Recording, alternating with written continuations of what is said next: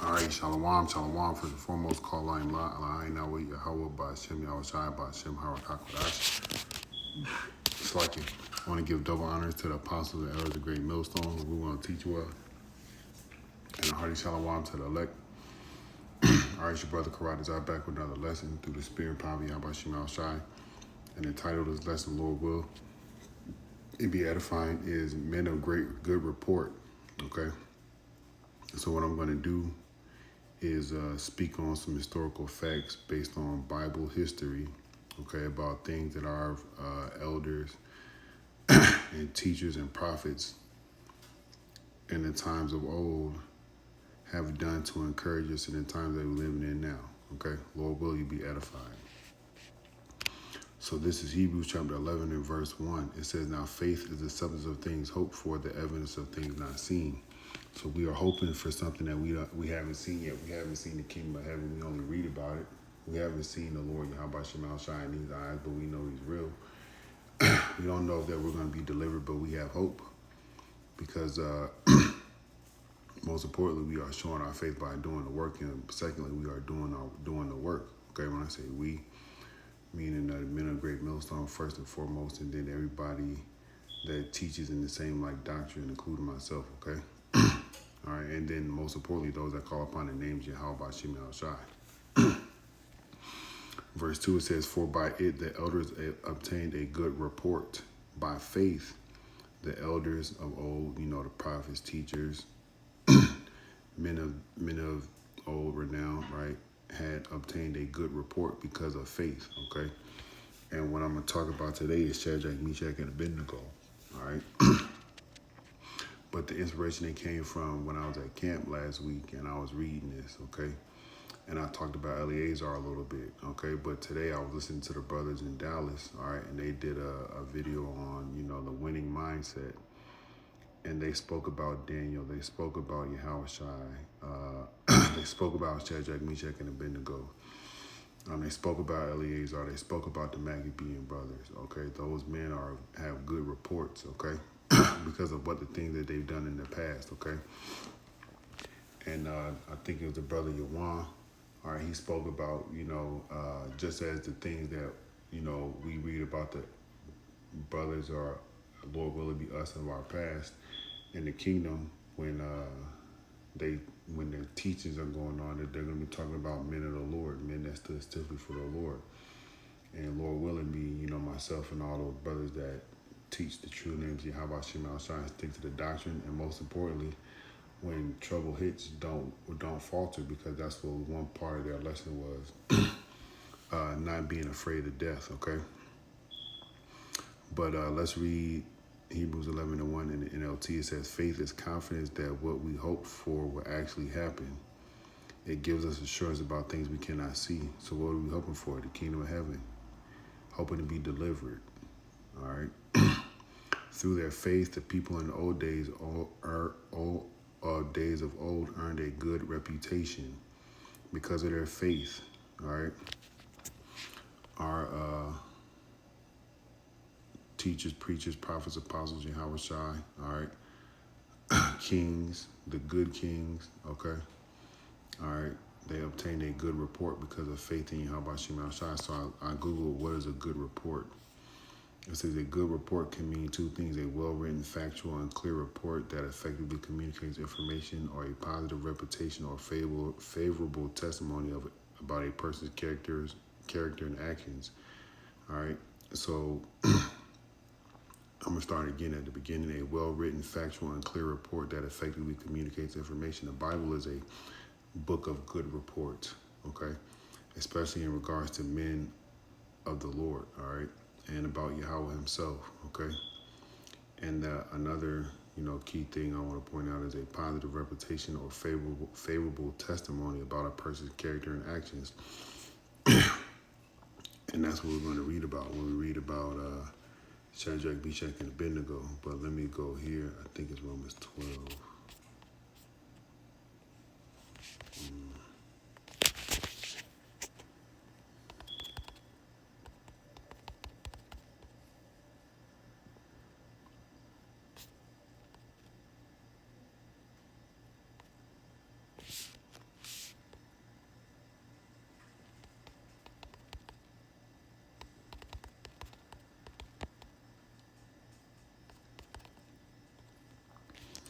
All right, this is Hebrews 15:4. It says, "For whatsoever things were written aforetime. For whatsoever things were written aforetime were written for our learning, that we through patience and comfort of scriptures might have hope." And hope goes back into that faith. All right, assurance in things that you can't see. All right, but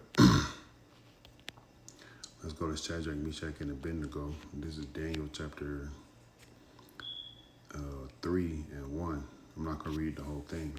It says, "Nebuchadnezzar the king made an image of gold whose height was 80 cubits, 80 cubits, and breadth is three thereof 6 feet. He set it up in the plain of Dura in the province of Babylon."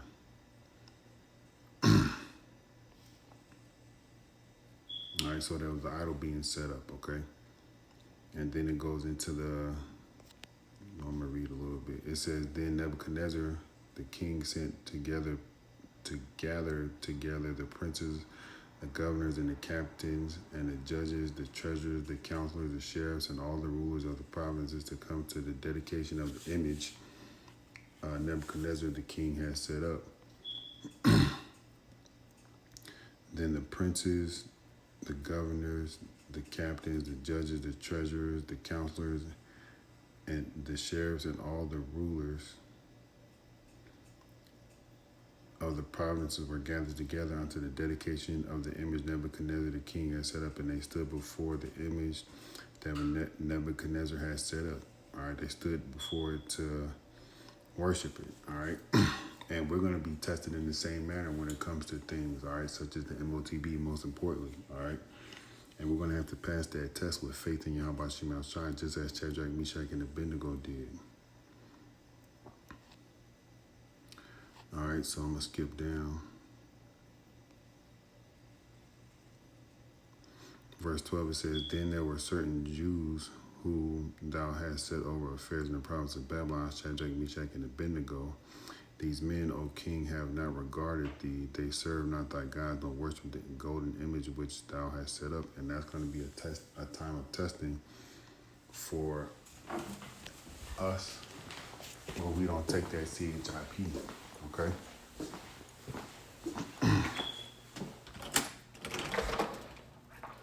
When we don't take that CHIP, because that's what's coming. All right.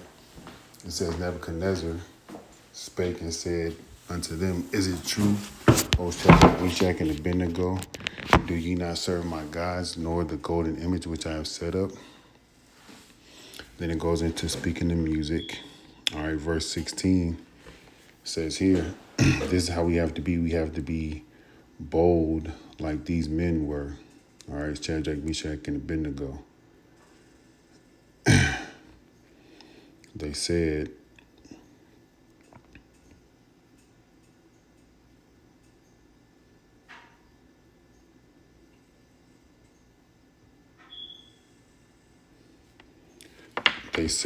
Shadrach, Meshach, and Abednego answered and said to the king, "O Nebuchadnezzar, we are not careful to answer thee in this matter. If it be so, our power whom we serve is able to deliver us from the burning fiery furnace, and he will deliver us out of thy hand, O king. But if not, be it known unto thee, O king, that we will not serve thy gods, nor worship the image which thou hast set up." This shows a characteristic of boldness, okay? This is 1 Corinthians 16 and 13. It says, "Watch ye, stand fast in the faith which Shadrach, Meshach, and Abednego did. Quit you like men, be strong." And that's what Shadrach, Meshach, and Abednego did. I'm going to read it in NLT. It says, "Be on guard, stand firm in the faith, be courageous, be strong." All right? Because remember, the Lord, Yahweh Shema Shai, is in charge. See, not anything that you might be afraid of with your eyes, okay? It's the Lord that's in charge. Let's look at this word steadfast. To stand firm, preserve, to persist, to keep on standing. And our standing is that faith in Yahweh Shema Shai, okay? To not worship images, to not fold under pressure, all right? To take these examples of men and be just like them in the times of trouble, okay? because this was a time of trouble for Shadrach, Meshach, and Abednego. Okay? Okay, so verse 19, it says, Then Nebuchadnezzar was full of fury, and the form of his visage was changed against Shadrach, Meshach, and Abednego. Therefore he spake and commanded that they should heat the furnace 7 times more than it was wont to be heated. And he commanded the most mighty men that were in his army to bind Shadrach, Meshach, and Abednego and cast them into the burning fiery furnace. Now, this could happen to us, all right? But the burning fiery furnace could be in the form of a guillotine, all right? It could be in the form of some sort of torture. It could be in the form of something that we don't want to be a part of when we see it with our flesh, okay? But we have to be like Shadrach, Meshach, and Abednego, okay? We have to stand strong, have faith in the Lord, Yahweh Shema Shai, and go through the trials and tribulations that we must go through, because ultimately we sinned against the Lord and we have to pay for it. It says, These men were bound in their coats, their hosen, and their hats, and their other garments, and were cast into the midst of the burning fiery furnace. Therefore the king's command was urgent, and the furnace exceeding hot. The flame of the fire slew those men that took up Shadrach, Meshach, and Abednego. And these 3 men, Shadrach, Meshach, and Abednego, fell down bound in the midst of the burning fiery furnace. Then the king Nebuchadnezzar was astonished and rose up in haste and spake and said unto his counselors, Did not we cast 3 men bound in the midst of the fire? They answered and said unto him, True. Said unto the king, True, O king. He answered and said, Lo, I see 4 men loose walking in the midst of the fiery furnace, in the midst of the fire, and they have no hurt, and the form of the 4th is like the son of Yahweh. So we have to be strong like Shadrach, Meshach, and Abednego, because this type of protection can happen for us. It will happen for the elect. Yeah. Even if the elect has to die, guess what? They're going to be with the Lord. All right? And these men knew that, okay? Let's see.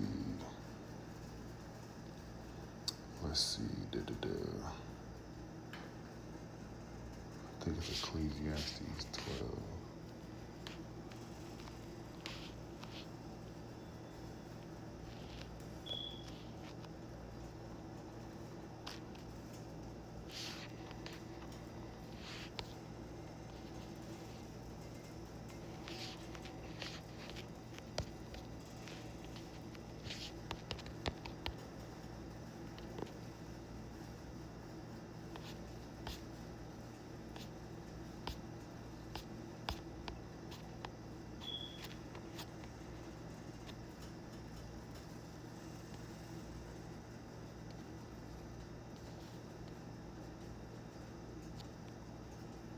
All right, it says this is Ecclesiastes 3:20. It says, all going to one place, all are of the dust, and all turn to the dust again. Who knoweth the spirit of man that goeth upward, and the beasts of the earth that goeth downward? So where's the spirit going when you die? You're going to go be with the Lord. So there's no need to be next time. Shalom.